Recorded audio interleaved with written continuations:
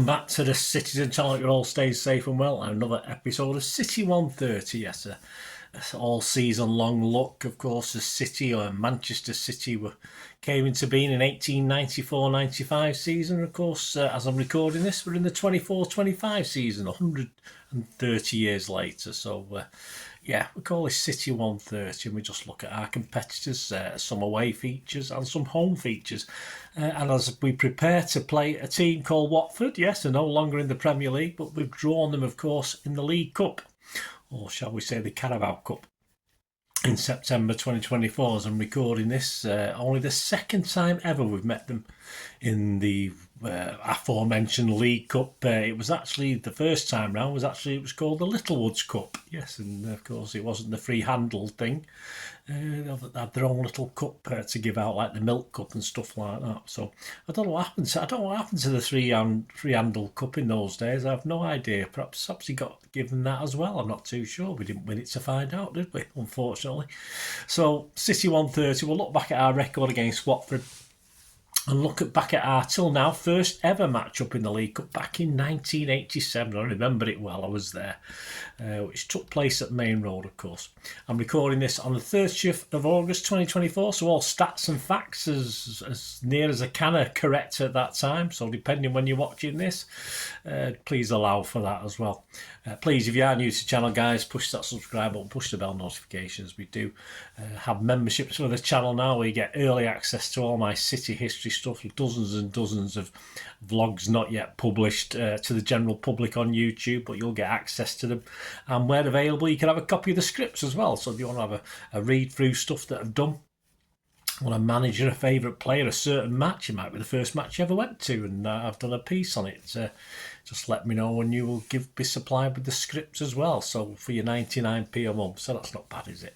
And I also do film and TV stuff as well. So again, you get early access on anything on that. And if you like film and TV, yeah, fill your boots with that one as well. Or of course, you can always ask someone who doesn't like football, who likes film and TV, just send them over to me as well. That would be absolutely fantastic and be much appreciated. Right, as at the end of August 2024, our record in all competitions against Watford at home, this is just the home games. In the league, we've played them 12 times, won 9, drawn 1 and lost 2. We've scored 31 goals and let in 7. In the FA Cup, we played them 5 times, we've won 3, drawn 1 and lost 1. 12 goals for, 7 against. In the League Cup, we played them once, won 1, 3-1, and we played them in the full Members' Cup as well. One game, we played them once and won that 1-0. Our biggest ever win against Watford was recently, 21st of September 2019, an 8-0. Of course, we won't not talking about the 6-0 hammering at Wembley, which is, of course, a record as well. But in that 8-0 game, Silva, David, Aguero, Mahrez, Bernardo got a hat-trick, and Otamendi and KDB got the goals in all that 8-0 thrashing. So we'll have a look back. Let's go back till our only ever meeting up till now in the League Cup, of course, as I said, was back in 1987. The build-up to the game, of course, Machin was the guy in charge. He was still enjoying the glow, the afterglow we call it, don't we? It was just 10 days since City's record-breaking. I was there that day as well, 10-1 win against Huddersfield Town. We'd faced Watford 4 times in cup ties in the previous 2 seasons, which was not bad really, because we hadn't faced them much till then. We'd faced them in the full members and the FA Cup, 1 win each and 2 draws as well. And we'd only actually met 6 times in the league at that stage. Of course, the only time the rivalry was instigated was in 1982. We hadn't played them before that at all. Watford then were managed by, yes, a guy who'd been linked to City before Machin's appointment. I think he got linked to City once or twice after that as well. A certain Bassett was doing the rounds at the time, and it was the 4th round of the Littlewoods Cup, a 7:30pm kick-off at Main Road. Watford was struggling. They were a division above us. They were struggling in Division 1. And we were still finding our feet in Division 2 after relegation the previous season. The match day itself, the programme cost the princely sum of 50p, and the cover featured, yes, our hat-trick heroes. It's a well-loved programme. It's one people try to buy, you know, because obviously it's got the 10-1 as the hat-trick boys on the front of it. So it is a popular programme from that Huddersfield route. On the night, this crowd, which included me as well, it was 1987, so who was going of my kids? Probably, I might have took my eldest daughter and my middle lad, I'm not too sure. But the crowd was 20,357 for this one. The lineup set Cities with Nixon, Gidman, Ian Brightwell, Clements, Lake, Redmond, White, Stewart, Adcock, McNabb and Simpson. The subs were Varady, he came on 61 minutes, and Scott, who was unused. And that team included 5, of course, of the FA Youth Cup winning team from 18 months previously. Watford, yeah, interested in goal. They had a certain Mr. Colton. Tony Colton, of course, would come to City at some stage. Gibbs, Rostron, Jacket, and went to United, but so we don't really talk about it much now, do we? Rostron, Jacket, Morris, McClellan, Sherwood, Allen, Roberts, Porter, and Hodges. Their subs were Senior and Sterling. No, it wasn't that Sterling, of course it wasn't. The match report. City took the lead through David White after 17 minutes. A Simpson corner was met sweetly by White. William Holt unchallenged from just inside the 6-yard box. Colton decided not to come off his line and had no chance to react. It was that close in. Despite City having the best of the first half, Malcolm Allen saw a chance from distance rebound off the post with Nixon beaten. Into the second half, Watford equalises. Yes, not right though. It was wrong. It was totally wrong.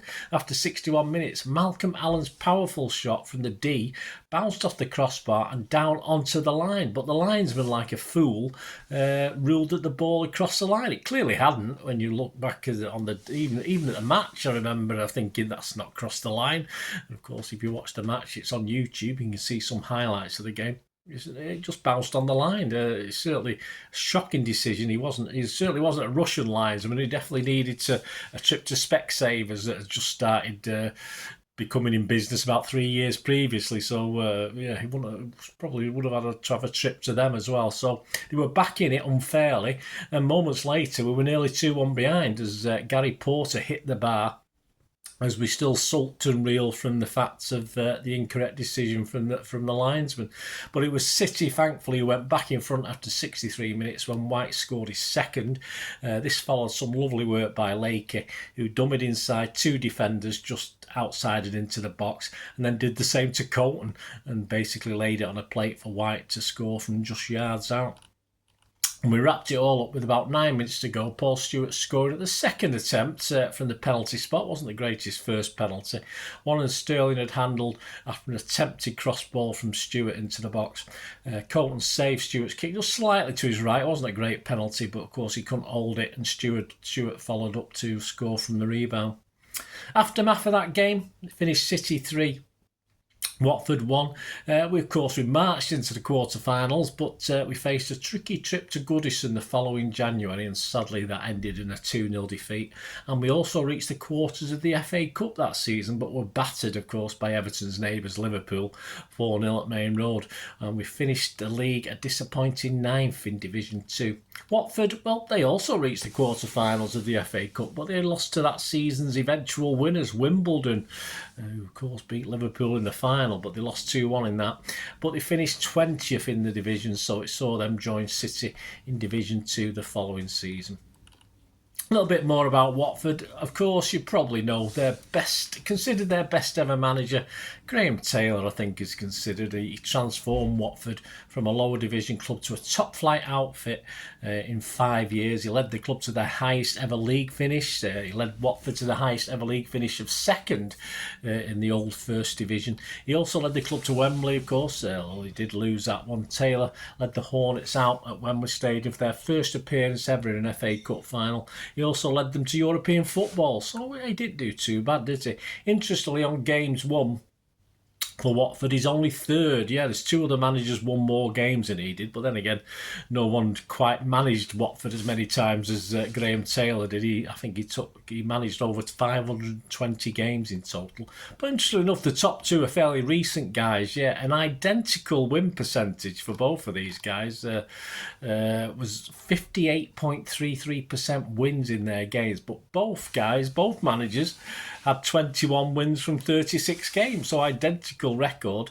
But yes, we're talking Zisco Munoz. He had a 58.33% win rate. Slavica Jokanovic, he had 58.33 as well. But Slavica just sort of got the upper of Zisco, because he'd actually drawn one more game than Zisco, so he took one more point in his. So we'll say he's the winner. But overall, none of them will probably touch Graham Taylor's time at Watford. And the current manager, before we go, of course, is ex-Rag midfielder Tom Cleverley. His team at the moment, Watford, as I'm recording this, it might change by the time you're watching it, etc., etc. But the team at the time sits second in the Championship. But the bookies only have them 9 favourites, as I'm recording this, to return back to the Premier League at around 10-1. So, although they're punching above the weight at the moment, the bookies don't fancy them coming back or making a quick return to the Premiership. So there you go, guys. Hope you enjoyed this City 130. Look at the old and new between City and Watford. And, of course, join me throughout the season for plenty of these City 130s. A lot of teams we're playing. Perhaps some of the European teams might not have one, because we probably haven't played them enough. But certainly for 40-50 games of the season, there will be this season celebrated through the City 130 vlog. Thanks for watching, guys. We do have sponsorship at the moment. My socials are on screen. If you're interested in sponsoring the channel, I've got sponsors at the moment who have a little eBay shop, and they sell movie posters, of course, another love of mine, film and TV, as you probably know. And they do have posters from the 1990s and 2000s, and some DVDs as well, rare Hollywood DVDs, some foreign language ones as well. So if you check out the site, it'll be in the link in the description below. Just copy and paste that, and it'll take you directly to Piat 6505 shop. And yeah, have a look through there, guys. Make great gifts for friends if they're into the movies, or treat yourself even better. And if you do fancy anything, do fancy an order, they are adding to that all the time, by the way. There's hundreds of items on it, but by the time they finish listing stuff, probably way down the line, they'll be into the thousands rather than hundreds. But if you do buy anything, just say Bernard sent me. Just send them a message saying Bernard sent me, and you will automatically get a 10% refund on the cost of your order. So don't forget to do that, otherwise they won't know if you don't tell them. So please fill your boots on that, guys. It'd be great to give them your support as they support the channel. And as I said, if you're interested yourself in supporting the channel, or the film and TV channel, or both, just get in touch, guys. We can have a chat about that. Thanks for watching. Let me know any memories you've got City against Watford. Certainly Mr. Tony Colton. He didn't have such a bad game against us, but he was a cracking keeper for us until he sullied it all by moving over to that rabble. But yeah, that's for another vlog, isn't it? I'm sure he gets a few mentions elsewhere. Thanks for watching, guys. Until we meet again, only ever ask one thing, don't I? Please stay safe, everyone, especially you Blues. And simply, come on, City. Bye for now.